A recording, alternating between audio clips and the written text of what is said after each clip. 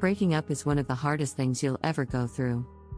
Did you know that studies show the pain of a breakup can actually affect your brain like physical pain? It's true. Researchers have found that heartbreak activates the same areas of the brain that respond to physical injury. That means getting over someone is not just about moving on, it's a real, deep process. In fact, it takes an average of 3 to 6 months to truly heal from a breakup, but you can speed up that process if you follow the right strategies. In this video, we'll share secrets to help you move on faster, feel stronger, and even turn your pain into power. We're talking about more than just getting over it, we're diving into real, actionable steps that will not only heal your heart but also help you become the best version of yourself. So if you're ready to stop feeling stuck and start living your best life again, keep watching. Chapter 1: Breaking Free. The first step to emotional liberation. Getting over someone begins with the idea of breaking free. It's not just about stopping to think about them, it's about creating space for yourself to heal. Studies show that it takes around 21 days to break a habit, and while it might take longer to heal emotionally, setting clear boundaries with your ex can jumpstart the process. A simple step like unfollowing them on social media or deleting their number can feel like a weight lifted. It's important to allow yourself the grace to grieve. Many people rush through the grieving process, thinking they should feel better quickly. The reality is, healing can take time. In fact, a study from the University of California found that emotional pain from a breakup is similar to physical pain. It hurts, and it's real. By acknowledging that hurt and sitting with your feelings for a bit, you give yourself permission to heal. Breaking free also means releasing the idea that your happiness depends on someone else. While it's easy to think that another person is the key to your joy, studies show that happiness is often more connected to personal well-being than to external relationships. So, start by focusing on you. This is your journey, and the first step is realizing that you deserve happiness on your own. Chapter 2: The Power of Self-Discovery. Reclaiming your identity after a breakup. It's easy to lose sight of who you are. Relationships can sometimes define us, but when it's over, you must reclaim your own identity. According to psychologist Dr. Lisa Firestone, the end of a relationship doesn't mean the end of your story. It's an opportunity to rediscover your passions, hobbies, and goals. This step isn't just about moving on, it's about transforming yourself into the person you want to be. Start with a simple exercise. Make a list of things you loved doing before the relationship. Were you into painting, hiking, or reading? Reconnect with those activities, and take them up again. Research shows that engaging in hobbies or passions boosts dopamine, the feel-good hormone, which will aid in emotional recovery. A study from the National Institutes of Health discovered that creative expression helps reduce stress and boosts mood. Another effective strategy is to set small, personal goals. When you achieve them, you'll feel empowered.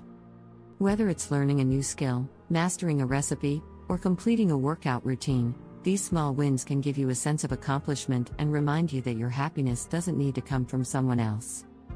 You're building your life around you, not around anyone else. Chapter 3: The Art of Emotional Detox. Cleansing your heart and mind. Emotional detox is an underrated but powerful tool when trying to get over someone. The idea is simple: remove anything that keeps you stuck in the past. It's like cleaning out a cluttered room, it creates space for new things to come in. When it comes to relationships, that clutter might be old texts, photos, or even places that bring back painful memories. Start by organizing your environment.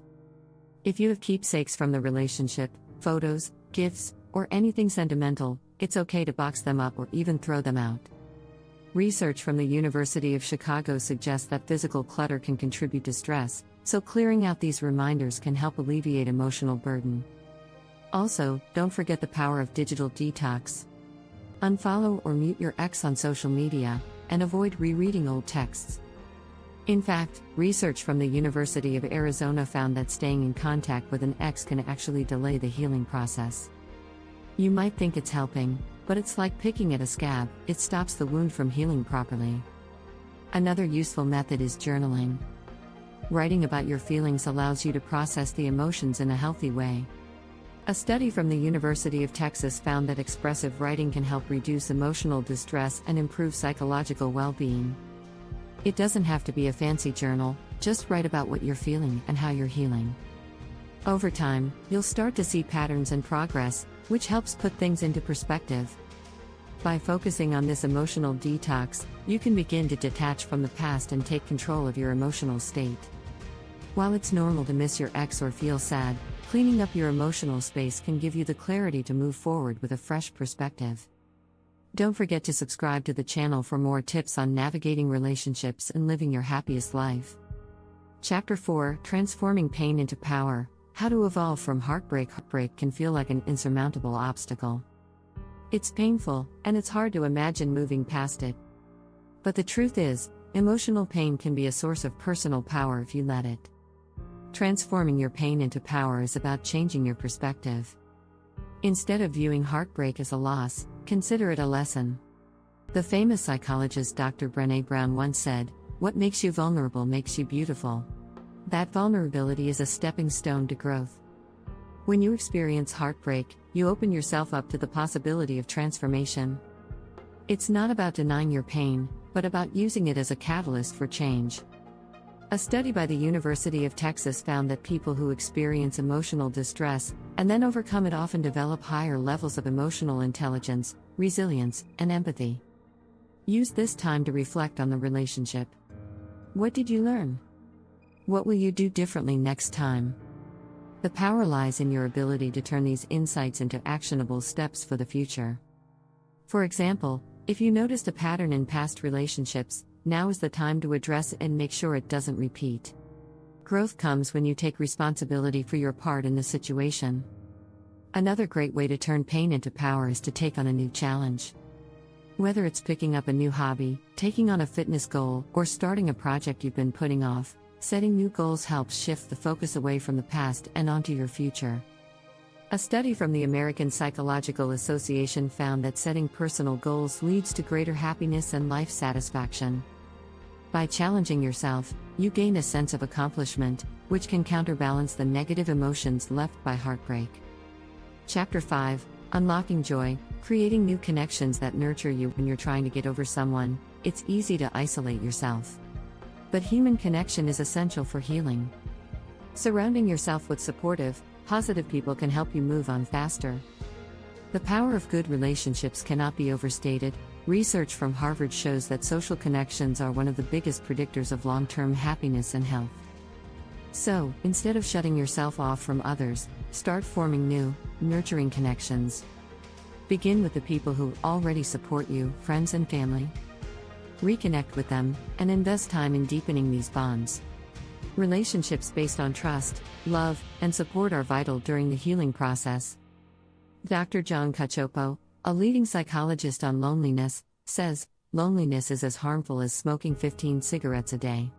This statistic highlights the importance of having positive relationships for both mental and physical well-being. But don't stop there. Branch out and meet new people who bring positive energy into your life. Join a new class, start a club, or participate in group activities. A study published in the Journal of Social and Personal Relationships found that engaging in social activities with new people can help increase your emotional resilience and overall happiness. New connections can help you rebuild your sense of community and remind you that the world is full of possibilities.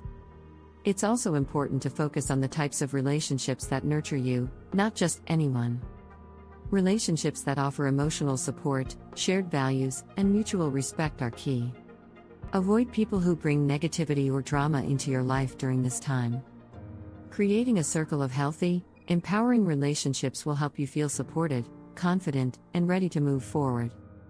Chapter 6: The Secret to Lasting Happiness. Falling in love with yourself. The most important step in getting over someone is learning to fall in love with yourself. This might sound cliché, but it's one of the most profound truths you'll come across in the journey of healing. When you love yourself, you don't need external validation from others. You become your own source of happiness. Self-love is not about narcissism or arrogance, it's about respecting and caring for yourself. A study from the University of California found that individuals who practice self-compassion are better at dealing with life's challenges and are more resilient in the face of setbacks. When you love yourself, you're better able to cope with heartache and take care of your emotional needs. Start by acknowledging your worth. This could be through positive affirmations, setting healthy boundaries, or simply taking time to appreciate your own company. The best-selling author, Louisa May Alcott, once said, "I am not afraid of storms, for I am learning how to sail my ship." Learning to navigate life's challenges, including heartbreak, will make you more confident in your ability to handle future struggles. Building self-love also involves prioritizing your own needs. If you're constantly putting others first, it's time to shift your focus back to you. Take care of your body, mind, and spirit. Whether it's through exercise, eating well, meditating, or spending time doing what you love, these actions show yourself that you are worthy of love and care. Lastly, self-love means forgiving yourself. If you feel regret or guilt about the past relationship, let it go. Remember that you did the best you could with the knowledge and resources you had at the time. As author and motivational speaker, Iyanla Vanzant says, "You have to love yourself enough to say no to things that don't serve you." Forgiving yourself allows you to move forward without the heavy weight of past mistakes or missed opportunities. These 3 strategies, transforming pain into power, creating nurturing connections, and falling in love with yourself, are the keys to long-lasting healing.